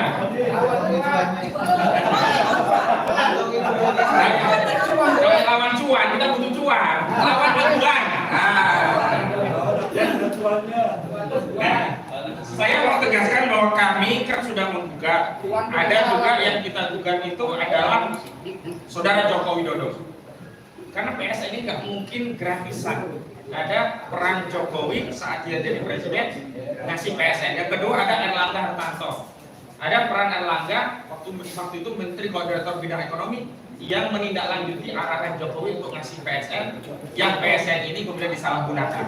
Baru kemudian didetailkan wilayahnya 1.755 hektar. Sebelumnya ya benar tadi diklaim semua PSN. Dengan narasi semua PSN inilah masyarakat itu takut untuk melawan, seolah-olah ketika melawan aguan itu berarti melawan negara. Padahal enggak, ini proyek bisnis yang kalau kita ridho boleh kita jual tanah kita, kalau tidak ya boleh kita tidak jual. Makanya saya katakan di PIK 2 itu terjadi perampasan tanah. Apa itu definisi atau takrif dari perampasan tanah?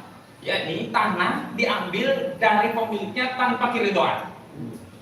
Itu berarti terjadi perampasan. Jangan dianggap, oh saya kan sudah bayar. Ya, kalaupun sudah dibayar, kalau tidak ridho karena bayarnya sekenanya, itu tetap perampasan. Jadi nggak bisa. Kami nggak rampas, katanya kamu udah jual beli kok. Iya, lu beli dengan harga 30.000. Mana ada orang ridho tanah dijual 30.000? Jadi kita harus katakan ini perampasan. Kenapa? Karena memenuhi takrif, yakni orang mengambil tanah dari pemiliknya tanpa keridhaan. Padahal dalam Islam kalau kita melakukan akad ijarah, akad apapun, itu antarode, harus dengan keridhaan. Nggak boleh jual beli dengan paksaan. Jadi kira-kira kalau ada 30.000 dijual beli, itu dia ridho atau terpaksa? Terpaksa. Maka itu perampasan atau perampasan? Perampasan. Lawan atau kita lawan? Lawan. Karena sudah kita lawan, kita berbagi tugas. Kami tugasnya mitigasi di sidang, membangun narasi tentang norma hukum, kebijakan, pelanggaran dan seterusnya. Tetapi harus ada tim mitigasi lapangan untuk menguatkan bukti-bukti, saksi, keterangan, data-data, fakta. Nah, kami sudah membuat struktur ya. Kalau ketua divisi tindak mitigasi Bang Juju Purwantoro, kami juga sudah membuat poster. Ini untuk menguatkan mitigasi tentang adanya korban-korban perampasan tanah di PIK 2 untuk menguatkan materi gugatan di persidangan. Nah, nanti kita akan serah terima untuk ditempel-tempel. Kita mau lihat ini ada yang nyabut nggak? Pokoknya dipasang, ditempel, difoto. Kalau ada yang nyabut foto, berarti siapapun yang nyabut itu jongos aguan, gitu. Siapa yang menyentuh poster ini dan mencabut itu namanya jongos aguan. Ini jelas. Dasar hukumnya jelas. Karena ini dalam rangka untuk pembuktian perkara nomor 754 dari PDTK dari 2024. Di sini ada kontak person, satu Bang Juju Purwantoro SIMA dan kedua Anwar Sulaiman.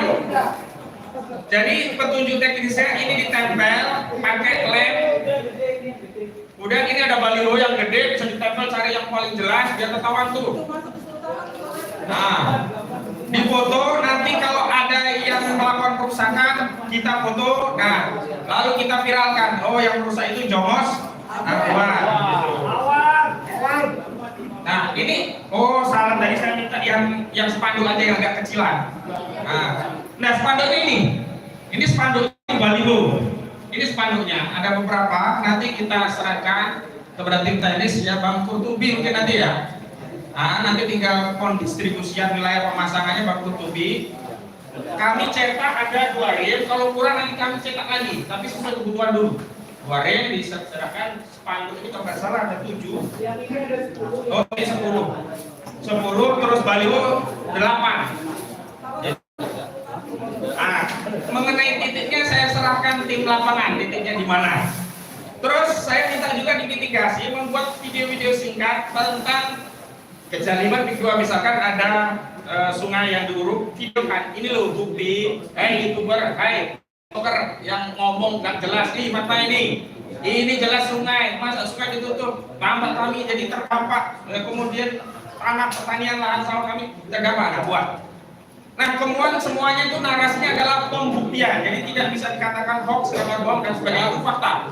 Kenapa kami perlu mengambil langkah litigasi di pengadilan untuk memberikan narasi bahwa ini dalam proses perkara pembuktian, jadi tidak bisa dinarasikan dengan hal yang lain. Dan saya juga perlu kenalkan di prinsipal penggugat itu ada Bang Edi Mulyadi selaku penggugat, ada Bung Rizal Fadilah dari Bandung selaku penggugat, ada Bung Menu dari ARN dan kawan-kawan, ada juga dari Purnawirawan TNI, dari Forum Purnawirawan Pejuang Indonesia, pimpinannya Pak Sugeng ya. Itu banyak, jadi kira-kira 20 semua penggugatnya. Pengacaranya kita ada sekitar 20-an juga. Insya Allah sidang pertama hari Senin tanggal 16 Desember. Aguan itu cocok untuk menyampaikan keluh kesahnya, jangan ke Tempo. Kalau mau keluh kesah tentang gugatan Pik 2, tentang kondisi Pik 2 ya Teluk Naga dan sekitarnya, sampaikan dalam redaksi jawaban terhadap gugatan yang sudah kami sampaikan. Jadi semuanya prosesnya proses hukum. Tapi sekali lagi, kita semua tentu berharap negara terlibat, jangan hanya nonton ini rakyatnya bertarung sendiri. Kalau negara turun selesai, gampang. Apa yang dilakukan negara, hentikan sementara, lakukan audit, seret semua pelanggaran terhadap proyek ini ke pengadilan, selesai. Gak perlu kita capek-capek menggugat. Tapi karena negara, Pak Prabowo belum melakukan tindakan itu, maka kami mengawali. Kalau memang ya tindakan kami belum bisa mengetuk pintu pemimpin negeri ini untuk bertindak membela rakyatnya, kami nggak tahu mau ngomong apa lagi gitu loh. Tapi terserah. Apapun yang dilakukan oleh penguasa, yang jelas kita terus berjuang. Dan tentunya kalau ya kebijakan itu sependapat dengan apa yang kita perjuangkan, ini berarti negara punya nasionalisme, negara melindungi rakyatnya, penguasa berpihak pada rakyatnya. Karena kapanpun dan sampai dimanapun kalau kita bertarung di pengadilan, sementara negara berpihak kepada oligarki, kita menang atau enggak? Enggak akan menang. Tetap lawan. Tapi karena kita ingin menjadikan ini peradilan publik, maka kita tidak berharap hanya pada pengadilan. Video-video, tulisan, diskusi sosmed itu harus terus digalakkan agar apa? Biarlah seluruh rakyat yang menjadi qadhi, menjadi hakim yang mengadili perkara ini. Biarlah rakyat yang menilai. Yang penilaian rakyat itu akan mendorong hakim bertindak adil, sehingga hakim tidak mengambil keputusan yang bertentangan dengan apa yang diinginkan oleh rakyat. Itu pentingnya Bapak Ibu sekalian terlibat dalam aksi perlawanan ini. Dan izin Bang Saididun, sebenarnya ini tidak bisa dikatakan kami mengambil alih, tapi tetap saja pejuang Pik 2 itu Bang Saididun. Karena itu walaupun sudah ada gugatan, beliau terus tulis, terus melawan. Inilah berarti sinergi. Artinya apa? Sebenarnya filosofisnya ini, beban ini, tanggung jawab ini harus kita angkat bareng-bareng ya.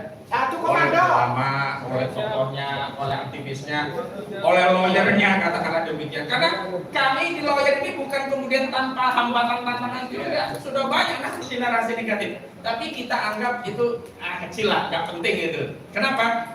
Karena substansinya hari ini saya melihat publik sudah berpihak kepada advokasi yang kita lakukan, tinggal kita mempertahankan dan mengkapitalisasi dukungan itu agar apa? Ini dapat mempengaruhi kebijakan kekuasaan. Karena ujung-ujungnya ketika kekuasaan sudah mengambil keputusan, itulah yang akan menyelesaikan persoalan ini. Demikian, Assalamualaikum warahmatullahi wabarakatuh. Takbir!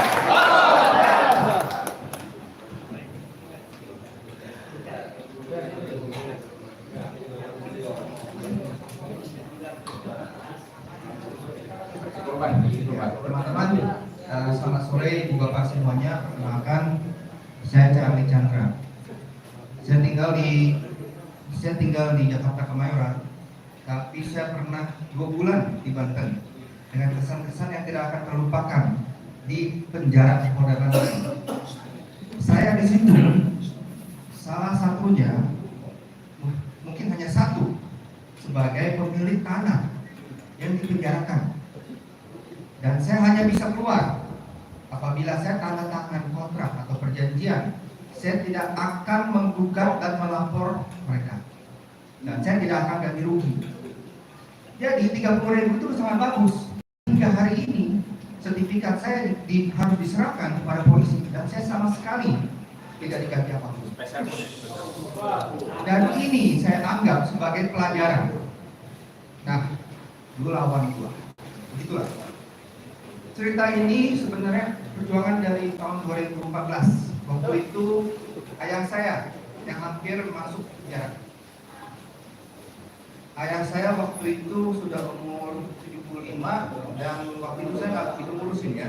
Tiba-tiba dia jadi tersangka tuduhan pemalsuan. Sangat aneh, kami pemilik sudah 35 tahun. Sertifikat hak milik tidak pernah ada masalah. Kok bisa tiba-tiba ada tuduhan pemalsuan? Dan bahkan pelapornya itu siapa? Pelapor itu cucu cicit dari pemilik pertama. Bayangkan, mereka sudah menjual tanahnya, masih bisa melapor. Saya nggak ngerti hukum, nggak ngerti Indonesia. Kemudian saya bilang, udah Bapak, sepertinya besok akan ditahan. Daripada begitu udah ke Singapura aja, ke Australia, saya suruh dia kabur. Tapi itu memang jangan. Karena ternyata di Australia dia baru tahu dia sakit kanker. Dan kalau dia tidak ke Australia, mungkin di sini tidak terawat. Jadi saya sangat berterima kasih kepada Tuhan. Setelah dia meninggal, saya tidak pernah mempermasalahkan masalah ini. Saya dimin aja. Tanah sudah dijual sejak 2016, kami diam-diam aja. Saya tidak pernah mencari mereka, tidak pernah menuntut apapun. Namun tiba-tiba tahun 2019 kalau nggak salah, paman saya yang dekat sama Agwan, teman Agwan langsung dari kecil menghubungi saya, Charlie, ada kabar bagus nih. Oh ya, kenapa? Tanah kamu itu mau dibeli sama Agwan. Oh ya, bagus dong. Kita selesaikan saja. Terus saya telepon balik sama paman, sorry Charlie, tanah kamu itu katanya bermasalah. Masalah apa ya? Kita sudah 35 tahun gak ada masalah. Katanya mereka hanya mau ganti rugi. Saya teringat kejadian dulu waktu tahun 2014. Saya memohon kepada paman saya, tolong bantu. Anda sebagai teman baiknya Agwan, tolong bicara pada Agwan. Tapi waktu itu saya tolak. Alasannya Agwan sudah beli dari orang lain. Sekarang saya merasa ketegangan itu lagi karena saya disuruh berhadapan dengan ahli Hanafi lagi. Dan saya disuruh datang ke kantornya di PIK 2. Maksud saya ini mungkin ada salah paham. Kenapa tanah saya bermasalah? Sebenarnya saya ingin klarifikasi. Ternyata karena saya tidak mau mendengar alasan-alasan atau dalil dari ahli Hanafi, saya sore itu juga langsung diperintahkan kepada penyidik yang hadir di kantor PIK 2, laporkan Charlie sore ini juga apabila dia tidak tahu penerima. Saya bilang, kok negara seperti ini? Pada saat itu saya nggak tahu penyidik, saya nggak tahu. Ternyata dibilangin sama orang saya, itu penyidik. Ternyata baru saya tahu itu adalah penyidik Polda Metro yang tersangkakan papa saya juga.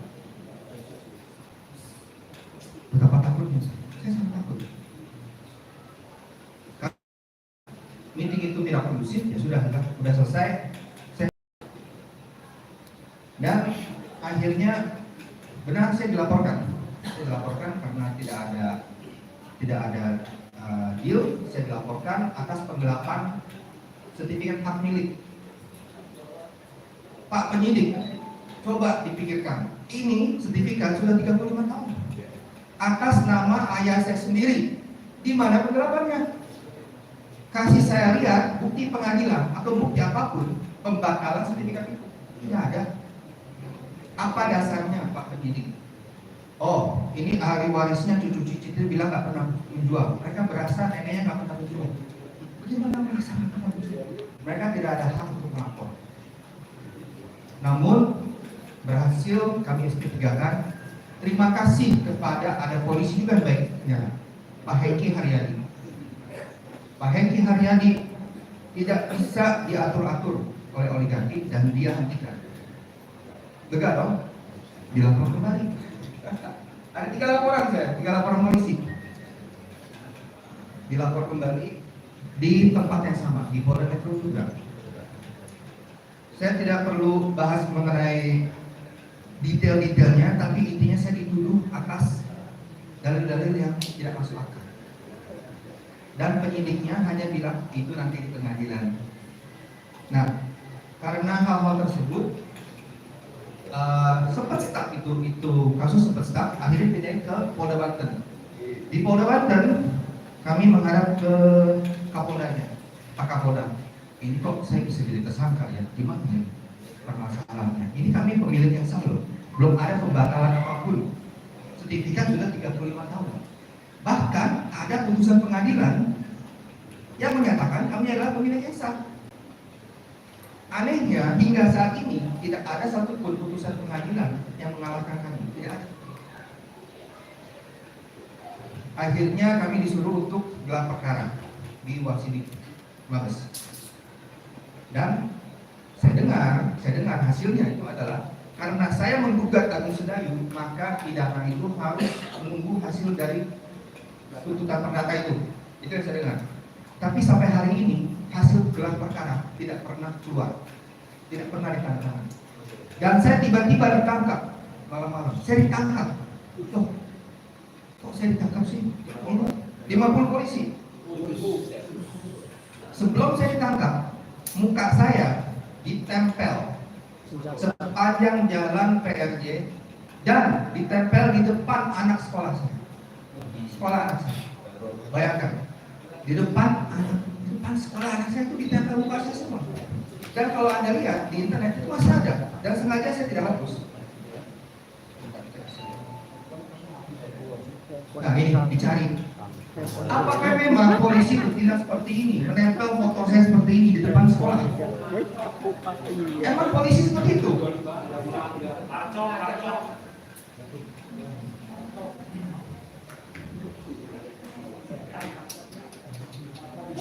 Dan nama saya semua sebagai DPO disebarluaskan melalui sosial media, influencer semua.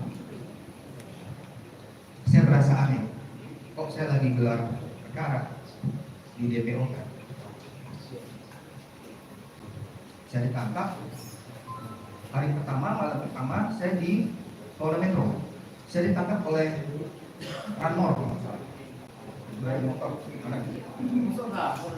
Ranmor ya, Pak Ranmor mohon izin, saya ini sedang mengajukan gelar perkara dan seharusnya untuk gelar perkara itu sebagai petunjuk.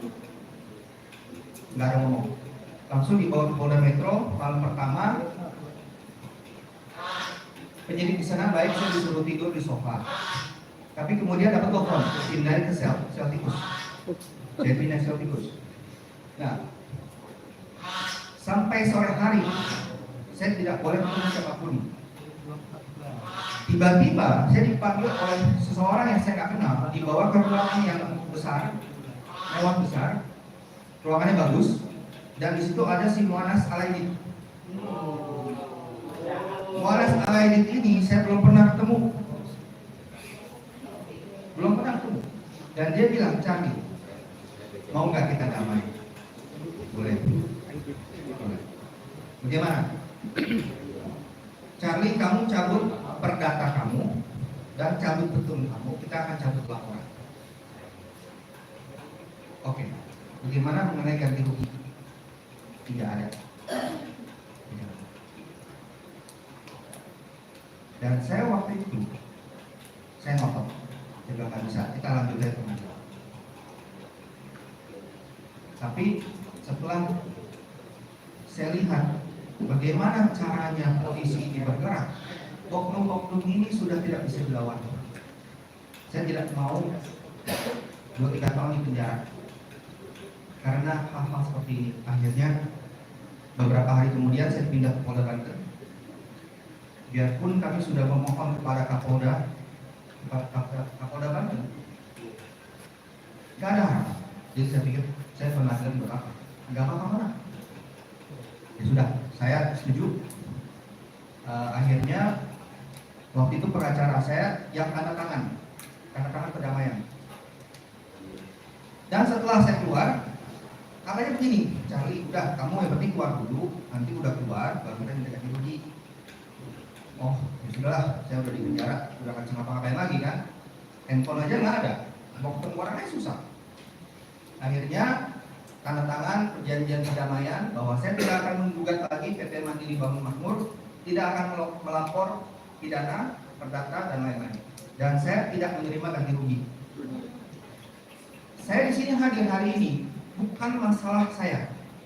Saya tidak pernah mempermasalahkan ganti rugi itu. Biarpun sejak papa saya meninggal sampai 2019 kita diemin aja.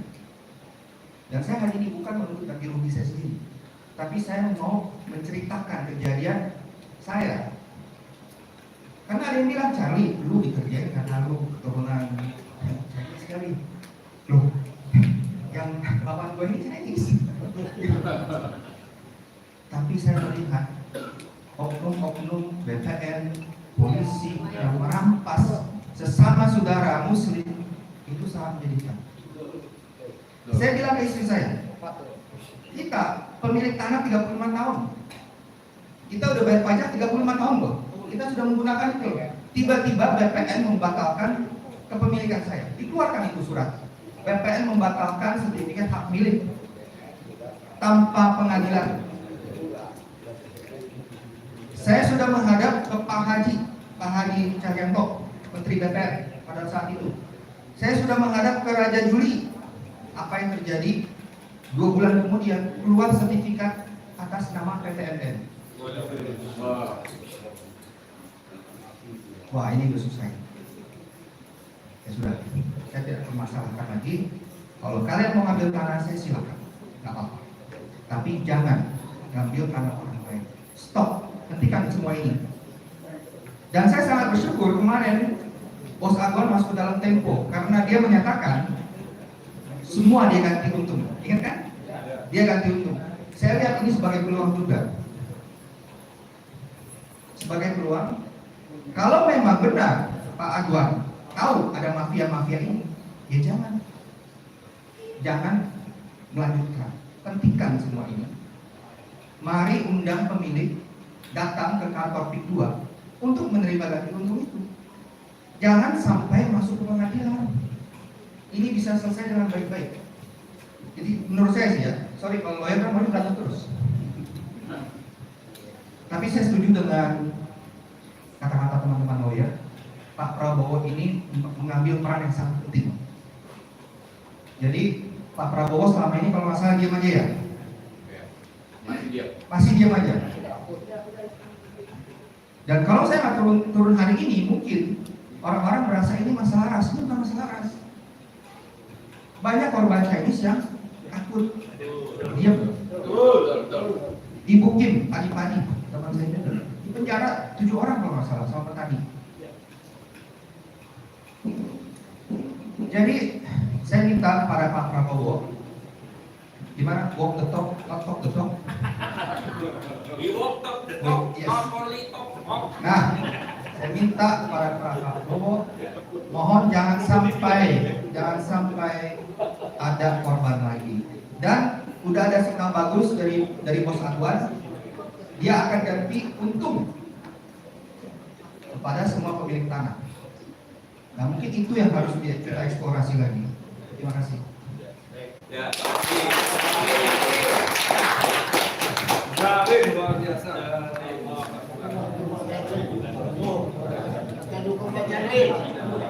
Baik, kawan-kawan. Kalau saya boleh lawan Mbak Evi sudah cukup yang ini kita serahkan kepada acara ini kita tutup. Kalau ini kita nanti semua kita izinkan bicara sampai setengah 8 belum selesai. Saya kalau nanti ada pembicaraan ini biarlah setelah tutup kita mau bicara soal strateginya, bagaimana pelaksanaannya. Baik jelas sekarang sudah jam 4. Jadi lebih baik kita sholat asar, kita tutup dulu sholat asar. Nanti kalau ada perkara yang bisa kita bicarakan, kita ngobrol di sini. Ini kan luas nih. Oh iya, nah sebelum ditutup nanti penyerahannya. Tadi kan ada yang penyerahan. Baik langsung aja sekarang penyerahan. Simbolis kepada yang wakil Kesultanan Banten ini panggilan ini Kang Abi.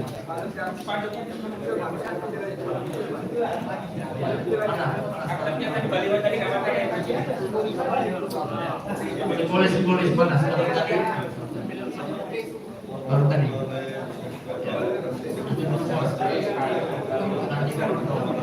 Nanti dulu nanti panggilannya belum ada.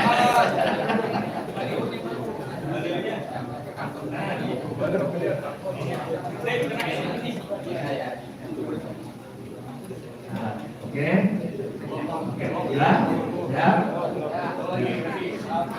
dua, tiga, oke, silakan.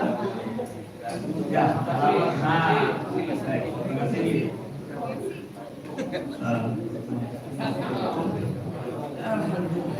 Alhamdulillah, kawan-kawan sekalian, ini langkah yang baik. Apalagi terakhir kita dengar dari Pak Cagi bahwa aduan mau mengganti Tuki.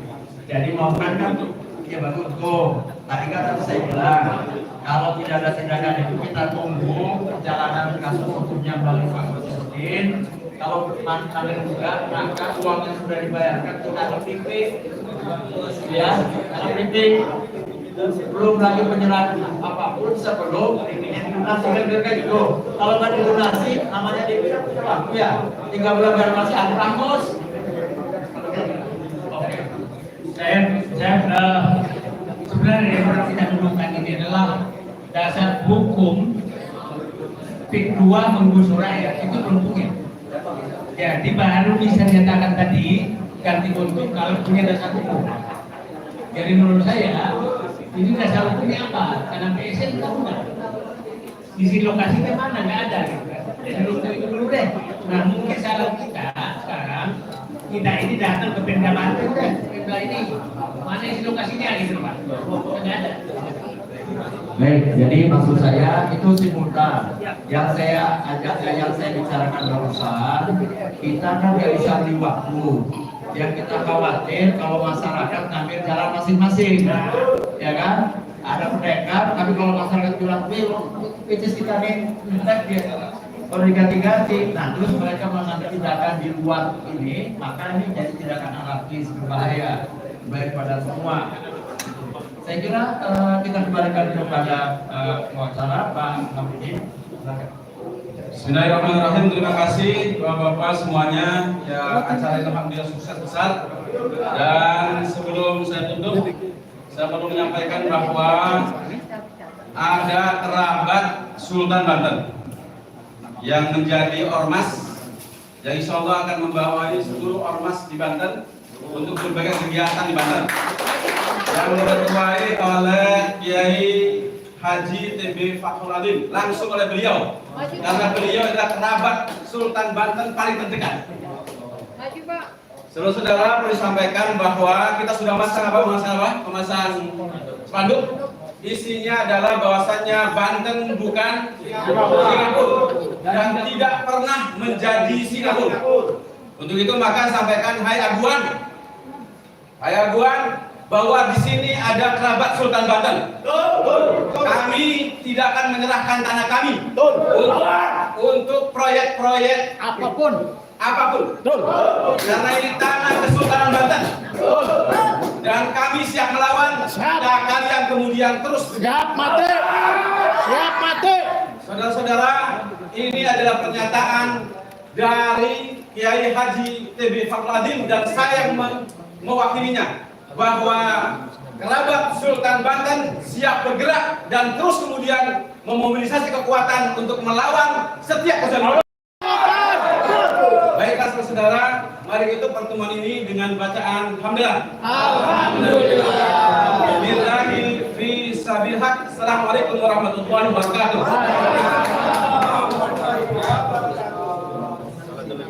Apapun itu tidak ada yang namanya fake dua. Betul.